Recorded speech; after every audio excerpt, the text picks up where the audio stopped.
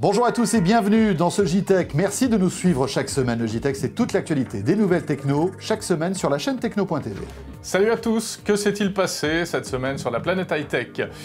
Le streaming pirate, les ayants droit passent à l'attaque. Vous avez un téléphone Android, attention, vous êtes peut-être espionné. Et puis côté télé, au menu de cette fin d'année, TNT, 3D, télé connectée, il y en a pour tous les goûts. Soyez les bienvenus, c'est parti pour ce JTech.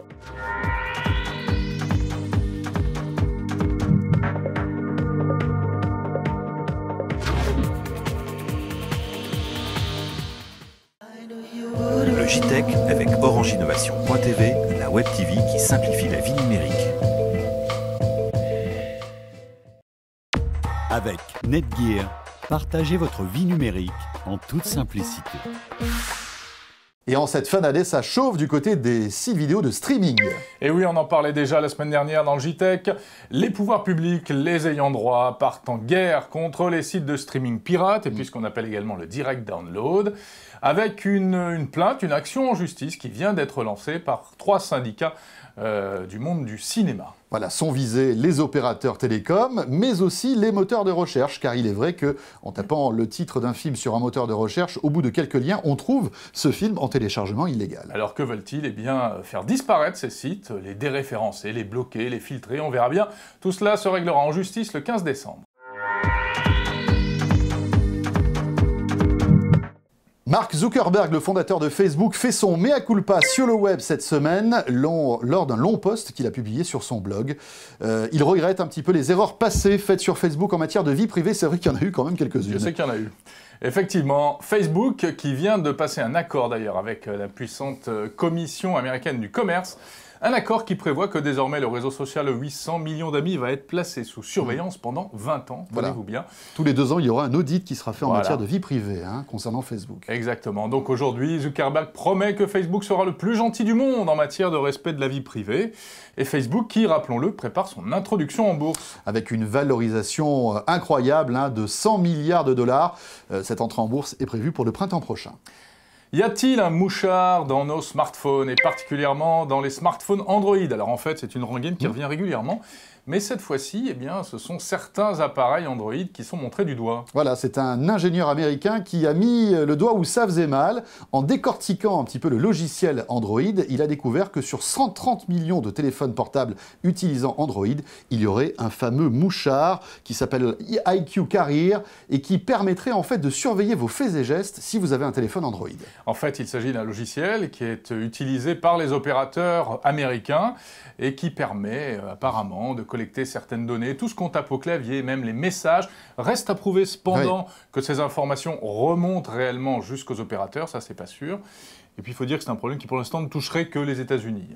Effectivement, alors encore une fois, mouchard, vie privée, smartphone, ce n'est pas la première fois qu'on a cette rengaine. Rappelez-vous, on en parlait il y a quelques temps de cela, puisque l'iPhone d'Apple a vécu à peu près le même problème. L'actualité des nouvelles techno, c'est le JTech sur la chaîne techno.tv. On va parler télé justement maintenant avec cette semaine une page qui se tourne dans le domaine de la télévision française. Versons une larme. La télévision analogique s'est définitivement arrêtée dans notre pays. Le Languedoc-Roussillon et les territoires des DOM-TOM ont été les derniers. Et voilà, on a coupé les robinets de la télévision analogique il y a quelques jours. Exactement, on a éteint les vieux émetteurs qui dataient de, oh là là, de quoi, de l'avant-guerre. Il y a 30-40 ans, on va dire. Maintenant, tout le monde est passé à la TNT, degré ou de force, parfois dans la douleur d'ailleurs. Oui, c'est assez étonnant parce que certains forums remontent des informations bizarres, comme certains téléspectateurs qui ne reçoivent plus la télé depuis qu'ils sont passés à la TNT, comme par exemple lorsqu'ils mettent en route leur machine à laver ou lorsqu'une mobilette passe devant leur rue. Ça pose un problème quand même. Bon. Et c'est vrai qu'il y a eu pas mal de déçus concernant l'arrêt de l'analogique et du passage à la TNT. Ça marche pas toujours parfaitement. Mais globalement, ça s'est quand même relativement bien passé, il faut le dire. Un calendrier qui a été suivi à la lettre. Voilà pour la TNT. Et puis en cette fin d'année, on parle aussi beaucoup de 3D. Si vous prévoyez d'acheter un téléviseur pour les fêtes, il y a 9 chances sur 10 pour que ce soit une télé 3D cette année. Voilà, et pour booster les ventes de télé, les constructeurs nous mettent de la 3D à toutes les sauces. Alors, il y a deux écoles qui s'affrontent concernant la 3D. La télé 3D active, assez onéreuse, avec des lunettes high-tech qui vous permettent d'avoir une qualité d'image supérieure. Et puis, une 3D polarisée qui est beaucoup plus abordable. C'est de la télé low cost, de la 3D low cost, non? Voilà, on va dire plutôt abordable. Hein. Alors justement, qu'est-ce que c'est que cette télé 3D? On en parle tout de suite avec le patron de LG France, Eric Surdège. La 3D polarisée, c'est une technologie développée par LG qui a un vrai bénéfice pour le consommateur. Des lunettes qui sont moins chères et fournies en nombre avec chaque télé, des lunettes qui ne se rechargent pas, des lunettes qui ne scintillent pas, donc pas de mal de tête. Et maintenant, on se trouve face à un contenu en 3D qui est beaucoup plus important et conséquent qu'il n'était il y a quelques mois et l'année dernière. Donc pour le consommateur, avec un premium de prix quasiment de 5 à 7% par rapport à une télé classique, c'est une vraie solution et un vrai enjeu pour la fin d'année, pour les ventes télévision LG. Il y a le vrai contenu 3D avec des films qui sont produits en 3D. Là, on commence à avoir maintenant une cinquantaine de films. Et puis, il y a les films 2D qui sont un peu préparés pour customiser en 3D, où là, vous en avez beaucoup plus des chaînes de télévision donc, qui produisent maintenant beaucoup en 3D. Donc, vous avez vraiment une solution d'usage, une solution pour le consommateur qui n'existait pas il y a quelques années. Voilà, la 3D passive, active, chaque constructeur évidemment défend sa techno.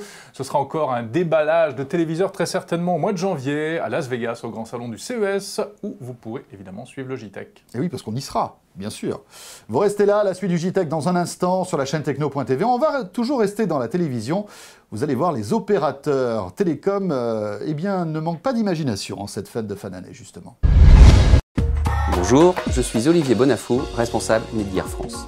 Aujourd'hui, nous avons de plus en plus besoin de brancher nos appareils en réseau. L'ordinateur bien sûr, mais également les tablettes, les télés, les lecteurs Blu-ray et les consoles de jeux. Malheureusement, et vous l'avez peut-être vécu chez vous, il n'est pas toujours facile de partager une connexion Internet. Pourtant, des solutions simples existent. Avec les boîtiers CPL Netgear, vous pouvez connecter n'importe quel appareil situé très loin de votre box. Ce répéteur Wi-Fi Netgear vous permet d'étendre considérablement la portée de votre réseau sans fil. Les clés Wi-Fi de dernière génération boostent la puissance de vos connexions. Bref, des équipements de qualité pour répondre à tous les besoins réseau de votre vie numérique.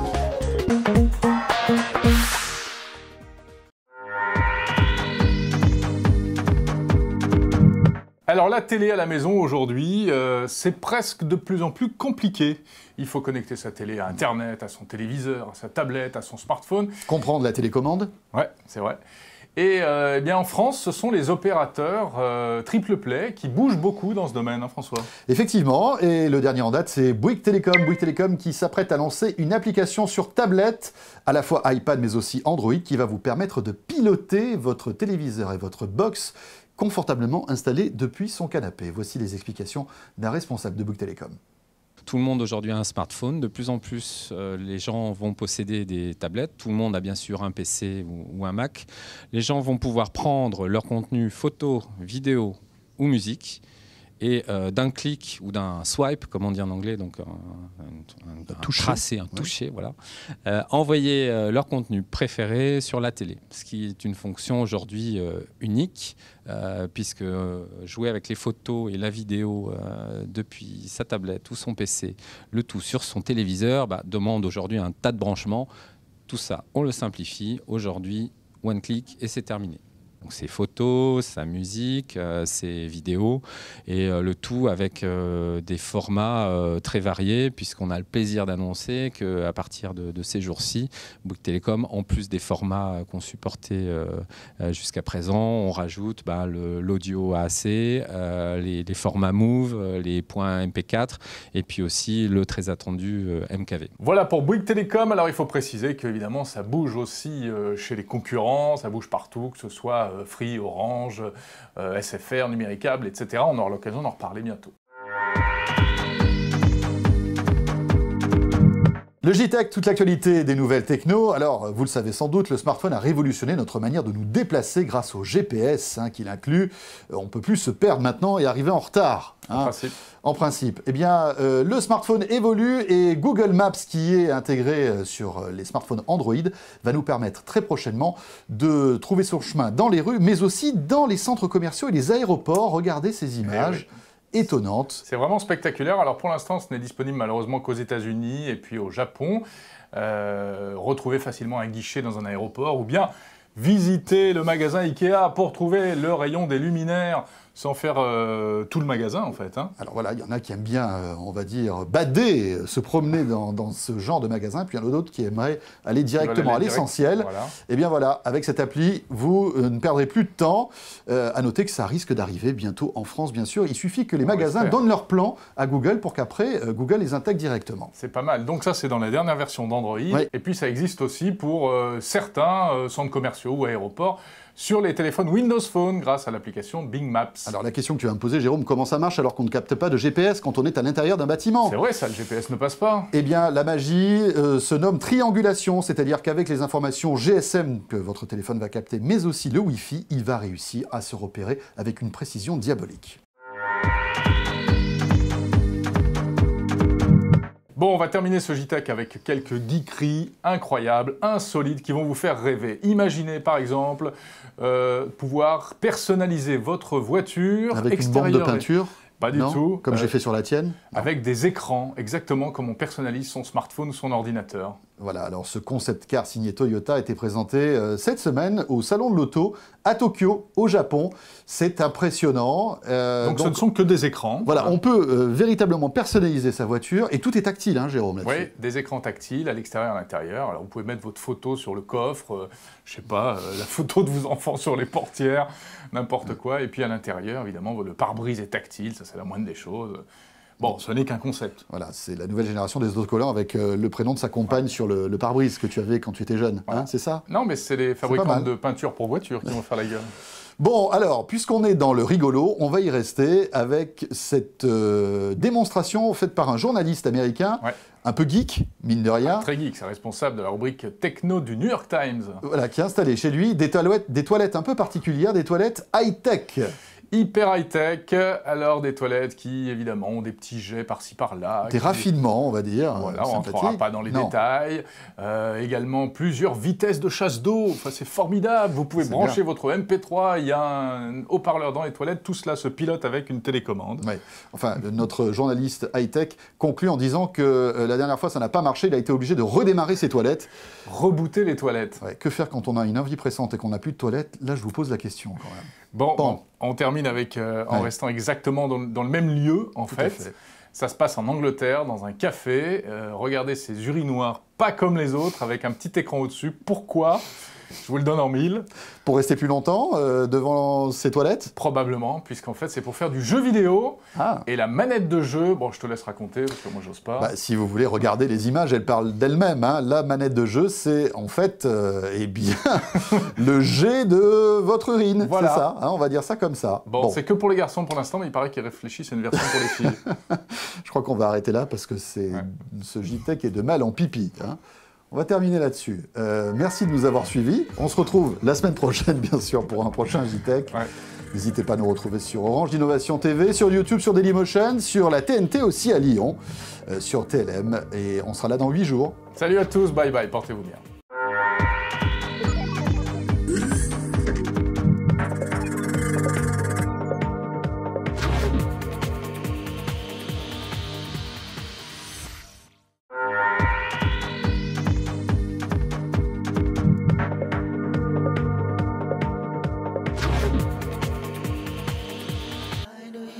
Le JTech avec Orange Innovation.tv, la web TV qui simplifie la vie numérique. Avec Netgear, partagez votre vie numérique en toute simplicité.